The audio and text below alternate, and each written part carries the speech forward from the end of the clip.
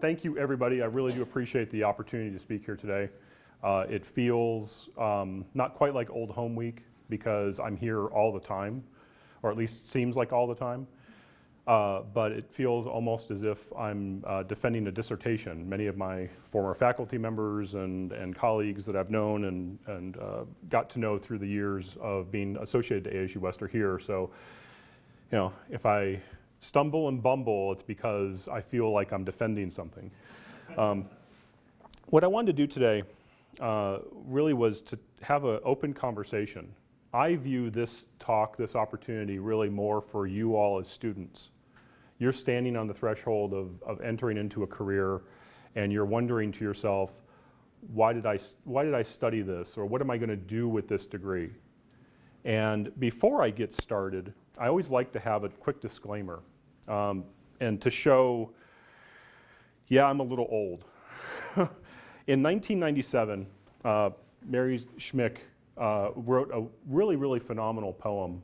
It was meant to be kind of a dream idea of what a convocation speech would look like and what she would expect. And I happen to love this particular line here. My advice has no basis reliable than my own meandering experience. So your mileage is going to vary. What I tell you today may or may not resonate. I hope it does. And I hope that you ask questions either during, preferably at the end. I think that's how we have this structured so that I can kind of ramble through, but more so at the end. I'm open to answering any sort of questions you might happen to have about my background and where you might be able to take your degree and how you might be able to best use it for the betterment of yourself, your community, the state, the country, the world. So let me lay out a very quick agenda. I'm going to take some time and explain the why am I here, which is nothing more than really, again, my meandering background and experiences and maybe some stories, answering some questions about myself, and helping you all understand why my arc may be slightly different than yours, but why my arc may be useful to you. And then I always, in these kinds of situations and these kinds of presentations, like to ask myself, what would I ask if I were sitting there? And try to answer those questions for you as we move through this. And I call that my curiouser and curiouser section. Those of you who are English lit, have read hopefully a book or two in your time, should know the reference. And if you don't, see me after this. Finally, I want to take a little bit of time and talk about what I think might be some interesting but provocating ideas about the future.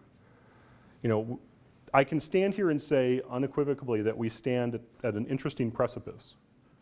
But I really want to try to lay out some ideas for you all to consider, especially as you're entering and getting ready to move into a career-oriented space. And then finally, again, I'll stay, you know, as long as I possibly can. I do have a meeting at 3 o'clock on the other side of town, so I can stay for about 15 to 20 minutes after this, after the 2 o'clock time frame for any sort of questions you might happen to have. And just by a quick check, can you guys hear me in the back? All good? Okay. All right. So I was telling Vice Provost Sandrin that my talk is going to be a little irreverent. There has to be. I'm an ASU West grad, so I have to have some irreverence. And in putting this together, what I envision is many of you are probably sitting there saying to yourself, how am I going to go into the workforce and answer this question? You know, so you have a liberal arts degree by somebody who's probably a business major or a comp sci major or chemistry major or whatever the case may be, you know, somebody in the harder sciences. And you're probably thinking to yourself, well, hell, I don't want to end up the barista. It may be at Starbucks, you know, and hey, if it's great, if it's Starbucks, you know, and those of you who are in the Starbucks program, terrific, great job. But you probably don't want to end up in that cliched point of being in a service-oriented role, doing something that probably doesn't make full use of your capacity. And my job, as I see it today, is to help you understand how not to have that happen, all right? So who am I? I'm going to go set the Wayback Machine very, very far back, all right? At 10 years old, I wanted to build a lightsaber, all right? So a lot of you are nodding your heads, and I appreciate that. You caught the reference. I love that. You're my people. 13 years old, I saw the movie War Games, Matthew Broderick. Those of you in the ACO program, if you haven't seen War Games, you should see War Games. Couple that with the fact that my father happened to work for AT&T. This made a very, very interesting scenario. As a very young person, suddenly enabled with a lot of technical knowledge and suddenly enabled with a telephone. And we'll get into that in just a little bit. At 16 years old, I'm in high school, and I wanted to be a doctor. I took a lot of science in school. I was very, very interested in being a doctor. I wanted to, go into the medical field. And at 17 years old, I suddenly realized, I want to be a lawyer. Why? Because I loved arguing with my parents. I loved arguing with everybody. And so at 18, I'm graduated from high school. And like many of you, a few years ago, we're sitting there saying, okay, what am I going to do? Where am I going to go? What's going to happen? And you started on the first leg of your journey, of your career journey, by going and selecting a school. I happened to go to Glendale Community College. My parents were more blue, gray collar. We didn't have the ability to send me to college, and I certainly didn't have the grades to go straight into ASU. So I went to Glendale Community College, and two important things occurred at that point in time in my life. First, I walked into the Glendale Community College High-Tech Center. This was a very early stage environment where a lot of PCs were put forward for students to use, a lot of computer classes were held there, and just as important as walking into that high-tech center, remember I was 13, War Games. I did a lot of things back then in high school in the early stages of the computer space. Didn't get caught, luckily. Sidebar, I happened to have a conversation with the special agent of the FBI local office here and told the story about being that age and doing some things. And I looked over at him, realizing, of course, I'm spewing all of this stuff that I've done and thinking to myself, is there a statute of limitations on what I've done? And waved casually over at Paul and said, well, you never caught me. And that was the important thing. But here I am in GCC. And I'm walking into the high-tech center, and just as important, I walked into my very first college-oriented history course. And wow, I'm like, this is really, really cool. I love learning about, the passion was awakened. I loved learning about what occurred. I loved learning about why. And we'll get to this in a bit. I loved learning and asking the question, so what? And thank you, Kim, for reminding me of that the other day as we were talking about this speech. Ask myself the question, so what? What is this thing that I know about history? How does that apply? Why is that important? And how can I best use it? Use that knowledge. So at 20, I went to GCC for 2 years. At 20, I transferred to ASU. I didn't transfer here. I transferred to ASU Tempe. ASU West was still a upper division oriented campus, and so I trekked out to Tempe every day. I'm sure many of you have done the same. Luckily for you, you have buses. We didn't have buses, so I'm on the road every single day, not able to study, not able to do anything else, and going back and forth because I couldn't afford to live in Tempe. So I did that for about a year and realized this probably is not the right place for me. And I grew up. I went to Moon Valley High School, 35th Avenue in Cactus. I grew up 3 miles from this campus. I literally have an institution of higher learning in my backyard. And my parents looked at me and they said, why are you doing this? Why don't you go over to the West Campus and take a look there and see what they can help you with? And that's probably the other transformative change in my life.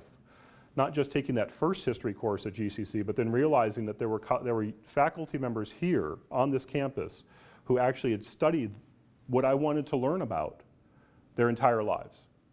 And that's what drove me to come here and probably somehow or another just be embedded here for the rest of my life. So I'm going to stop in my teens and 20s, and now I want to fast forward. Okay, we're going to take the Wayback Machine forward a little bit, about 31 years. And actually 39 years. 29 years. I'm not that old. What am I now? I'm the father of 2, married for 24 years. I have started, owned, run, and operated 5 different businesses over my career. I have, a better term there is, I'm a successive entrepreneur. Okay, think of it that way. Not as successful necessarily, yeah, but successive. And as Vice Provost Sandrin said at the time, when he had that comment and made that comment, I was running Arizona's largest cybersecurity company on the West Valley. Now, proud to say I'm running the largest one in the state. And we've just gone through some significant growth opportunities that are taking us to be one of the largest in probably the region, if not near the country, in the next couple of years. So, you know, how did I get here? How did I get to this kind of an opportunity? A lot of it had to do with this campus. A lot of it had to do with the major of study that I chose. And as you'll see, a lot of it had to do with the fact that taking that major of study, taking that opportunity and saying, how can I take these nuggets of knowledge that I've been given by faculty members and leverage them in my day-to-day opportunities for growing my career. And then we'll get into that in just a bit. And Dean Sandrin, Vice Provost, I keep saying Dean, Vice Provost Sandrin gave it away. I graduated from this campus in 1995, before many of you were born. I think probably all of you, other than the faculty members, with my degree in history. So, as a result of my business dealings, I do a lot of speaking out into in the public realm, and in particular, I do a lot of speaking in the junior high and secondary institutions. And I'm always asked the question, you know, you're a cybersecurity guy, you've done this for 28 years, you got a degree in history, what's your typical day? And the easy thing for me to say is I don't have a typical day. That's the beauty, it's the blessing and the curse of what I do, of the industry that I'm in, and the path of understanding and wisdom that I've chosen. Let me dive a little bit deeper into how I got started, and then I'm going to go through this relatively quick. But in short, oops, let me just check time so I don't, there we go. Good, I'm actually on time, that's surprising. Technology's in my DNA. My father, as I mentioned before, worked at AT&T. As a very young boy, he handed me a telephone. Now, those of you who may remember, we had rotary dial back in the day. And those of you who are not old enough to remember, you've probably seen the YouTube video of us old people making fun of you young people as you're looking at this rotary dial going, how the hell do I use this? So, in short, he handed me a phone. And it was not plugged into the wall, and he just kind of handed me some tools. The end result was that. I had taken it apart, didn't know how to put it back together, and that was the next task, put it back together. And that really was almost the beginning of what I would call the understanding and awareness of technology, of why does it work this way? How does it work this way? How do I put something that I just took apart back together? What sort of things can I do to better learn that as I go through elementary school, through secondary school, and going into college? So, in short, if I were to describe myself today, I want to talk a little bit about skills versus passion. My first piece of advice to you all, as you're standing on the precipice, getting ready to graduate, getting ready to go into a career, is understand that you may have a passion for studying something, but you may realize that your skills lie elsewhere. And coming out of college, that's what I realized, is that if you were to kind of boil me down into the what is Ed, it'd be I'm a technology and business person first. That's where my skills lie. However, I'm a historian second. My passion, I love reading about history. I love understanding the trends. I love asking, again, the key question, the so what?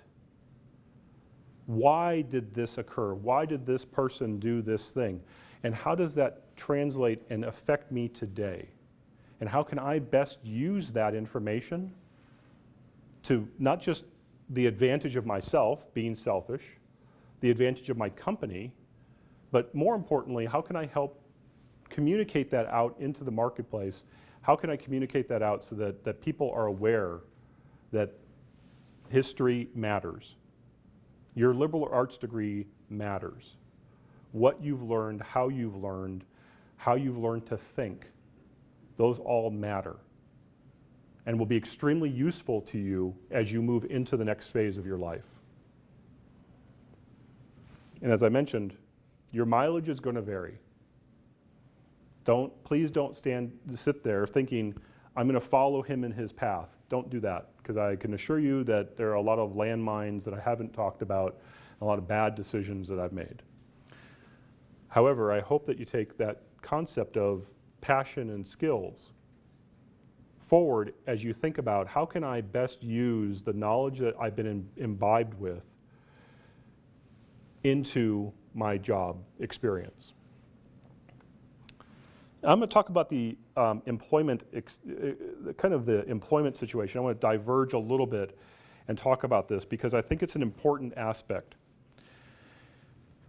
Vice Provost Sandrin talked about the Great Recession. Well, there it is in all its great red glory detail.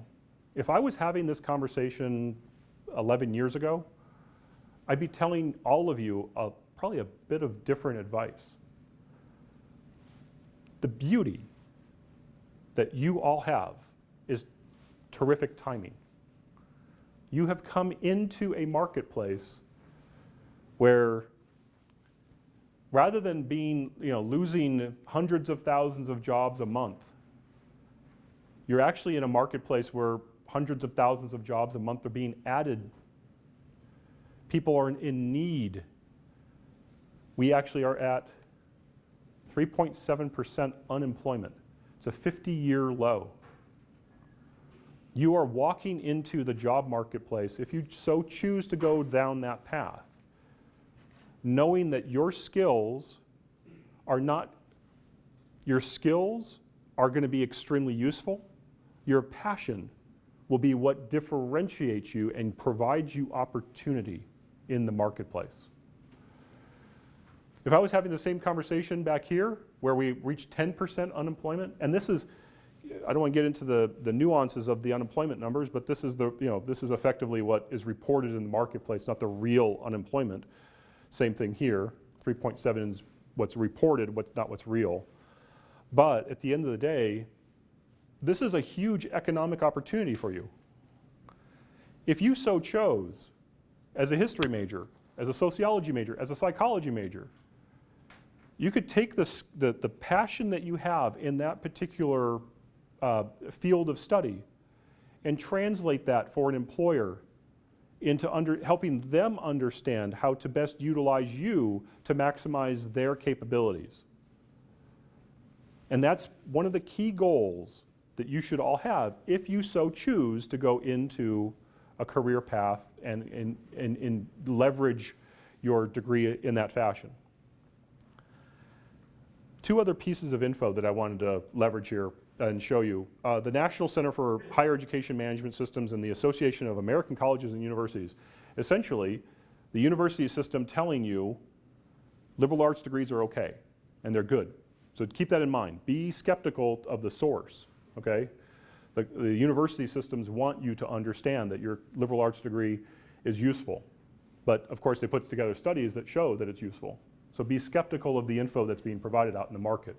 However, it is good information because I think that my experiences and the experiences of people that I hire with a liberal arts background show that this is very true. And employer peers that I talk to in the marketplace also acknowledge that most importantly, 55% of us collectively think that it's not just a matter of understanding the narrow tasks at hand.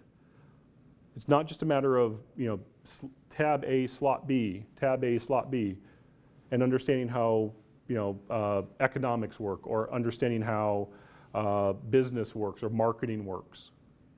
It's actually understanding the nuance of people. It's understanding the nuance of trends. It's having both the broad skills of communicating, of oral and written communication, of thinking critically, of being able to apply all of that you've learned into a very specific, narrow structure of tasks and ability. I think this is also another terrific stat to have. It takes more than a major to succeed. Employers are looking for a broad-based person. They're not looking for an economic graduate. They're not looking for a marketing person. They're looking for somebody who understands the concepts of marketing, but can also communicate and can think critically, look at trends, translate those trends, and find better ways of doing things.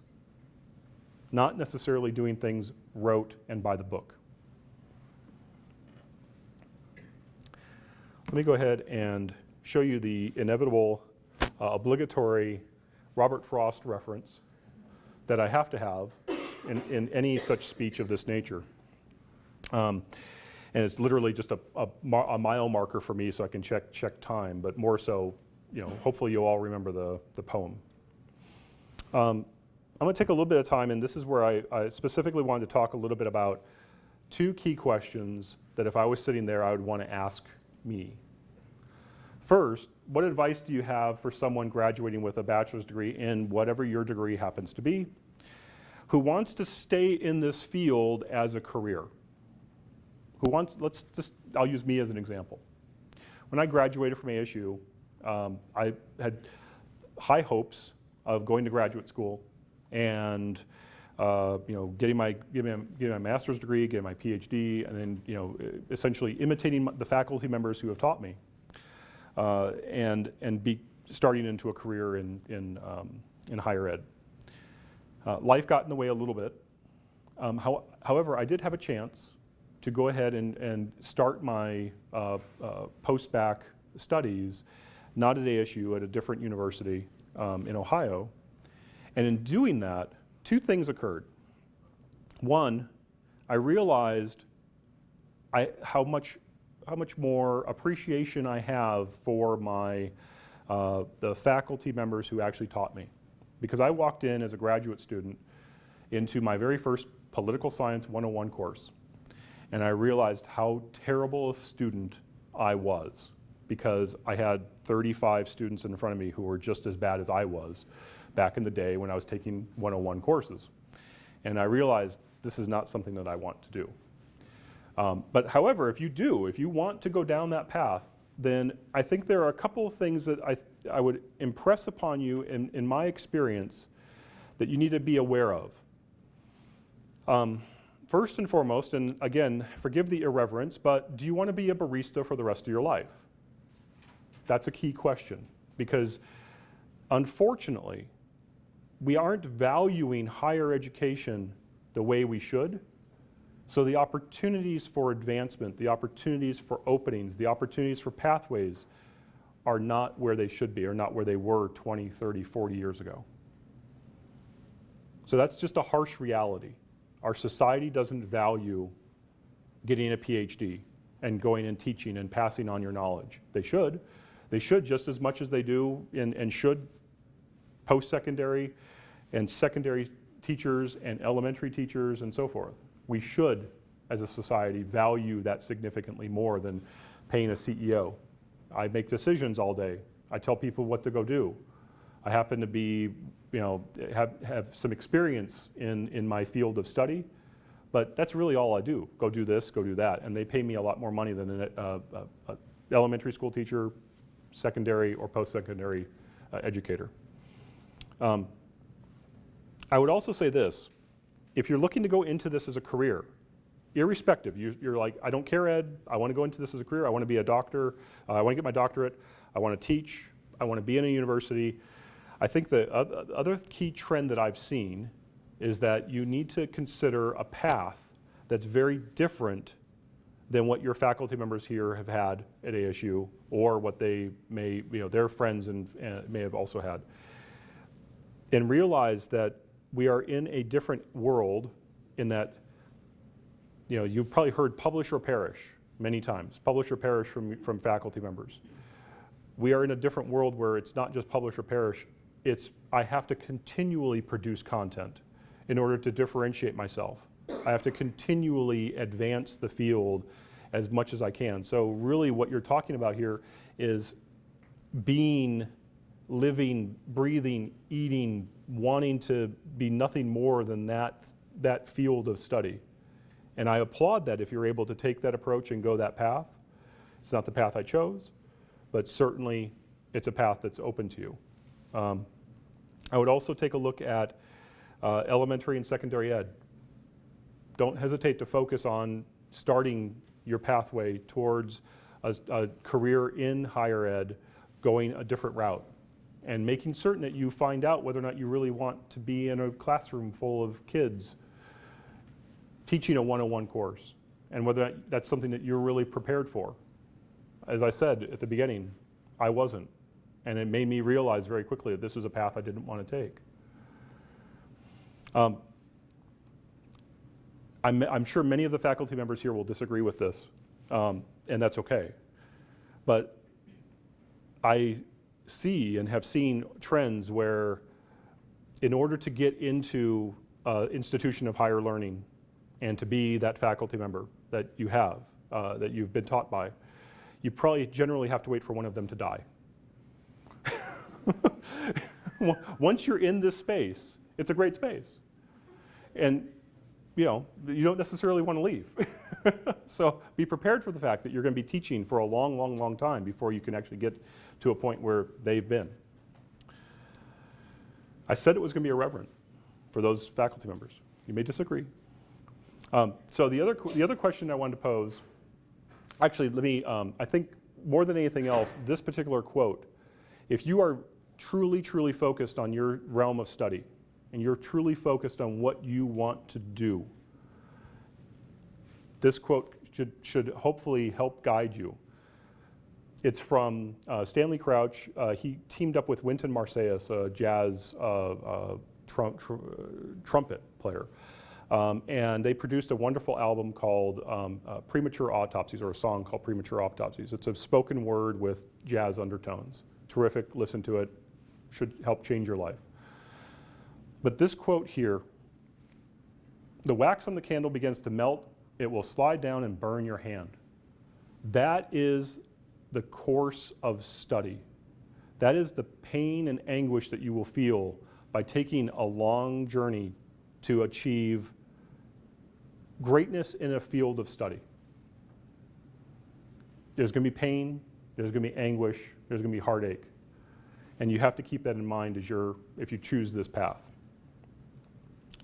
All right, so this is the third, and I'm coming up on the end here. I wanted to kind of throw out an opportunity for the students to win a prize. I like these kinds of opportunities because it wakes everybody up. Wait, I can win something? Great, what do I have to win? So, the topic of my talk here, the title, Achieve, Achieve. All right, who took the time to take a look on the internet to find out what that might be associated with, what I plagiarized / paraphrased? Anybody? Come on now. All right, who's got phones? Somebody's quickly going and checking their phone, right? Because you can win a prize. I got gift cards. So look up Achieve, and I'll give it away. Carnegie. There you go. So as you're looking at that, I'll go ahead and show it since nobody jumped forward. So you get two more chances. Here's the quote. When I was asked to do this talk, I was thinking to myself, what would what would I want to impress, how would I want to signify to the students, you all, what I would want to impart? And I came across this quote, and it's you go every single quote website, it's there. Andrew Carnegie's, well known. However, here's the next question, and this should be obvious, so quick raise of hand. Is this really a quote from Andrew Carnegie? Anybody? It don't sound like it. There you go. All right, so come on up here. Here. I said, get your hands up. Thank you. Yeah. So it was not Andrew Carnegie. Now, here's the real key question. Who actually is the quote attributed to, or should be attributed to? It's attributed to Andrew Carnegie. Who should it be attributed to? Who actually said, use that term, achieve? Anybody? All right.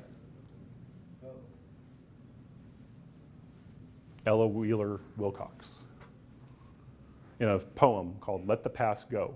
I highly recommend you go download it or look it up. She's the one who should be attributed to the title of my talk. I'm not going to go into her background. That would take another 2 or 3 hours.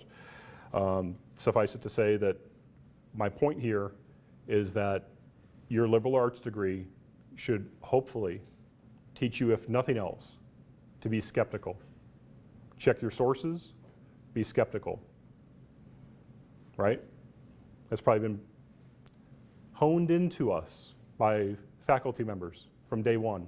When we first put a paper forward to them and they said, I love this red pen.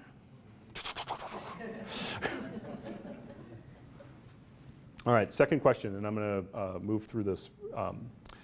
What advice can you give me to differentiate myself in the market with a liberal arts degree? I've talked a lot about this already. It's really asking that key question. It's the so what. Your ability to think critically, your ability to look at trends, your ability to not just understand that tab A goes into slot B, but why? And more importantly, by doing it this way, am I really doing it the right way? Is there a better way of doing things? These are the things that you've been taught in your classes. These are the things that your faculty members have imparted to you. You may not realize it, but the ability to look at those trends and look at the why, and why does this matter, and think about the why it matters.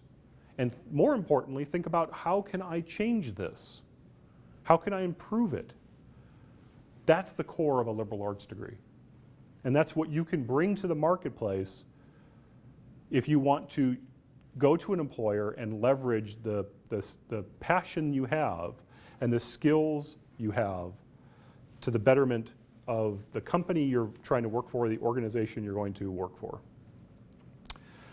I think the other thing that, the piece of advice that I would give is, as liberal arts students, we learn that we have to consume a crap ton of information, right? When you walked into your very first history or philosophy or psychology class, you're an empty sheet. And you're now, as you're getting ready to walk out into your career, you're filled with knowledge. Well, you've consumed a lot of knowledge, and you have the ability to consume a lot of knowledge. You also have learned how to give that knowledge back in a clear and concise way. Your faculty members have helped you hone those skills over the 4 or 5 years that you've been in school. Your employers are desperate for that.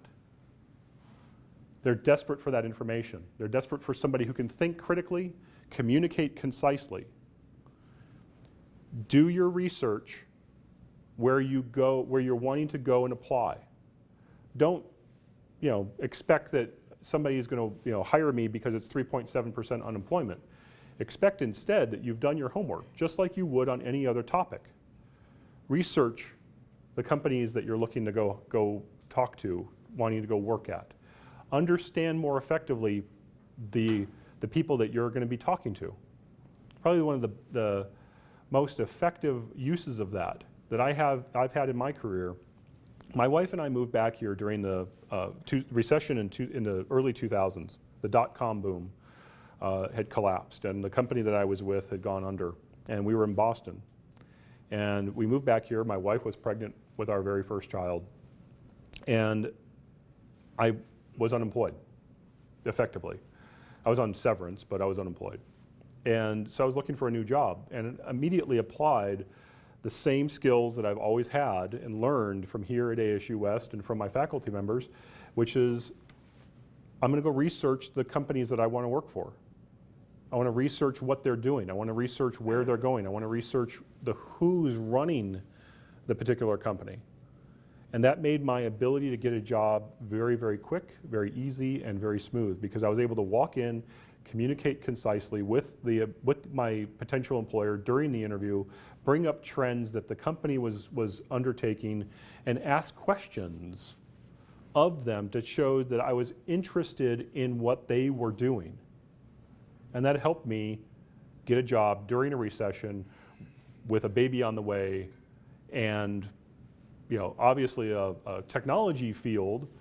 I'd already been in the tech space for a while at that time, but the ability to do that and leverage that benefited me walking back into the Phoenix market after having been gone for many years. I think the other key answer that I would give here is that you have the ability, you've been taught in each of your degree programs, you've been taught a very important cycle of analysis, or actually hypothesis, analysis, and synthesis. You've been taught how to look at something, create a hypothesis around why it's this way, test it, analyze the results, and then synthesize your results with what you've learned from the past or where other people in your classroom or your faculty members have taught you. That is a huge cycle, and it's an extremely beneficial cycle. It's a much better cycle than how to market to here's exactly the steps to market to a group of people, or here's trend analysis for social media ad structures. You can learn that in a weekend. I'm extremely confident you can learn that in a weekend. You've learned something better than that, and that is how to understand, hypothesize, analyze, and synthesize the data that you get back and the trends that you see and the tasks in front of you. That's more important by far. I think the other piece of advice that I would give finally would be start a business. Worked for me. So I would say more than anything else, let me come back to the concept I put at the agenda: be curiouser and curiouser. Be willing to look at the why things work the way they do. Do they have to work this way? How can they be improved, and how can we do things differently? As liberal arts majors, we have the intrinsic ability to do those things. We've been taught how to look at the world differently. And as such, we should leverage that to the best of our abilities and to our employers' abilities. And I can assure you, looking back over a 28-year career, that's what's paid off the most for me. All right, last topic. Let's talk about the future. I mentioned before that we stand at a crossroads. And the historian in me, if I'm thinking about the future, I'm going to start the global, macro, country level, and I want to pose an idea to you all. The longest lasting empire of any length historically lasted about 1,100 years, give or take about 1,000 years tops, 1,100 to 1,000 years. If you take into account the fact that technology continues to advance us faster and faster and faster, such that the time between events gets shorter and shorter and shorter, and you apply that to what I would call the American empire, the ability for America as an influencer in the world stage, we stand at a very interesting crossroads for many, many, many different reasons. I could talk, I could wax philosophically about the dumbing down of our world. I could talk about, I'm not going to put a political spin on it, but at the end of the day, we sit at a crossroads. You all have an interesting opportunity. You're armed with a lot of knowledge. You're armed with a lot of passion for what you've studied. You may not necessarily have the skills, but you have the drive and inclination to go learn some new stuff. You have the ability to help continue to push us forward as a country, as individuals. The fact that we may or may not be in the last stages of an American empire is irrelevant, other than to leave you with the idea that technology is continuing to advance us faster and faster towards a globalized environment, and your ability to produce content, consume content, and do so in a knowledgeable and concise way is what's going to help differentiate you in the future. It's what's going to help differentiate you from somebody who knows how to take tab A and put it in slot B. Because you're going to be able to ask the questions, so what? You're going to be able to think about things critically. And so that's what your future really holds. Irrespective of what happens to the rest of the world, you armed up with individual knowledge, you armed up with the ability to think, you armed up with the ability to have an understanding of the world around you and why things work the way they do. And most importantly, asking how can I improve and how can I change it? That's what's critical. That's what differentiates you all. And so with that, I'll leave you with this final thought. Everybody pull out your phone. I don't even have to say anything at all. I just say pull out your phone, and everybody, all have smartphones, right? I don't think anybody has a flip phone anymore. I know one person, one of my uncles has a flip phone. Heaven help him. So here's what I'm going to leave you with. A quick story. Because I always love watching the eyes of junior high students when I say this. My very first computer was a Commodore VIC-20. It had 4 kilobytes. Kilobytes, that's, of RAM, all right? Not gig, not meg, not petabytes, 4 kilobytes of RAM. The applications that you use on your phone are larger in space than the first computer I used. And there I am at 12, 13 years old, and I'm using this computer, and I'm doing great things. I'm learning a lot. My question to you all about the future, as liberal arts majors all, what is that going to look like 30 years from now? What do you have before you? You have a gateway to knowledge unprecedented in history. We, as liberal arts majors, should be posing the questions. Is it ethical to use these things in the way that we use them? Is it correct? Are we using them in the correct way? Is there a better way that we could leverage human and machine interfacing? How do we best secure the information that we put on there? These are questions as liberal arts majors we need to ask, we need to pose, and we need to be prepared to understand how to help answer. Because what you have in front of you is going to change. And we have the opportunity and the ability to have the knowledge, passion, skills to be at the forefront of that change. So I encourage you all to do that. And please understand that you are walking into the marketplace at probably a wonderfully opportune time. And you should not have any sort of concerns or issues with the fact that you have chosen to study something that is your passion. Make it your passion, keep it your passion, develop your skills.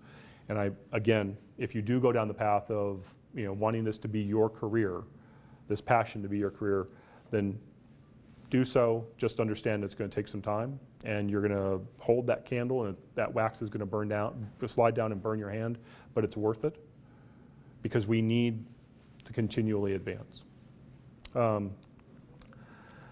That's the talk. I have one final piece there, just to kind of sum it up. Terry Pratchett was a UK author, wrote 50 books. I knew him, great guy. Back in the day, he was second to J.K. Rowling in terms of well-known authors in the space. And he died in 2015 from Alzheimer's. And so I happen to love this quote just simply because finding your gift is happiness. Finding your passion is happiness. Use that passion. Use it well. All right? Thank you.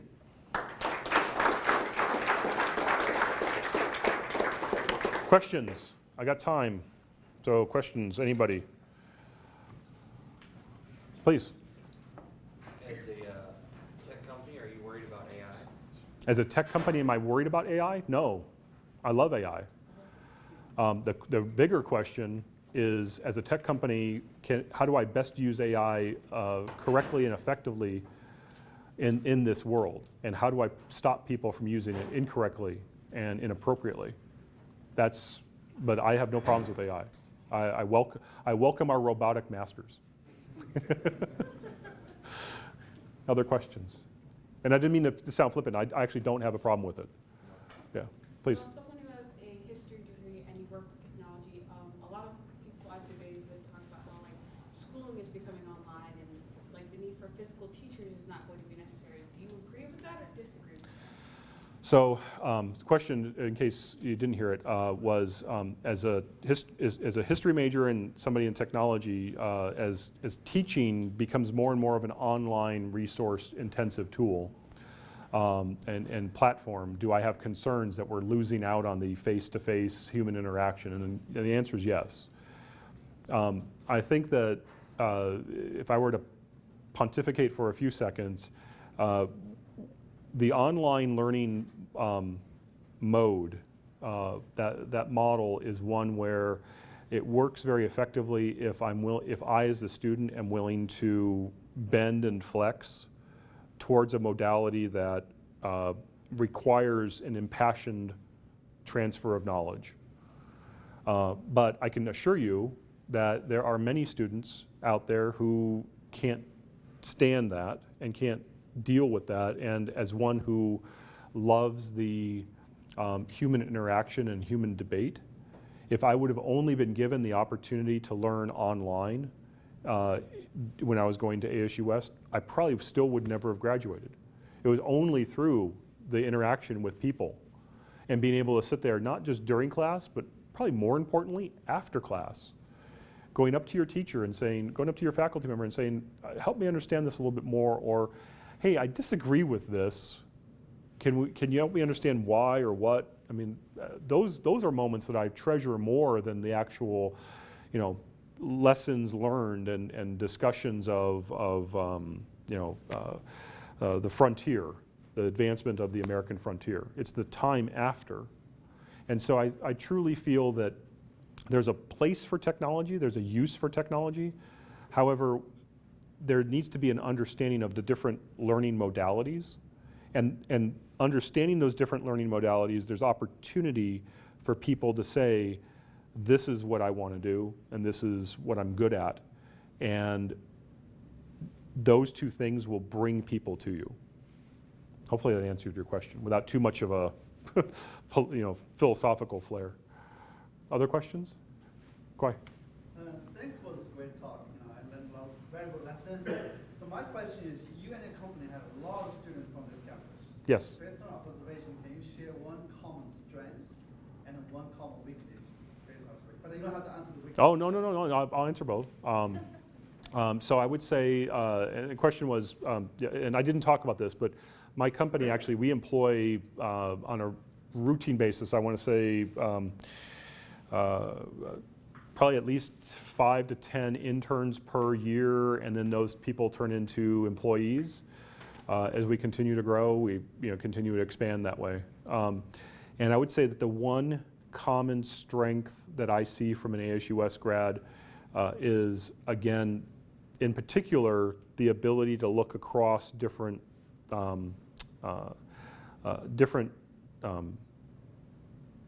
I want to say industries, but different knowledge bases is probably the better term.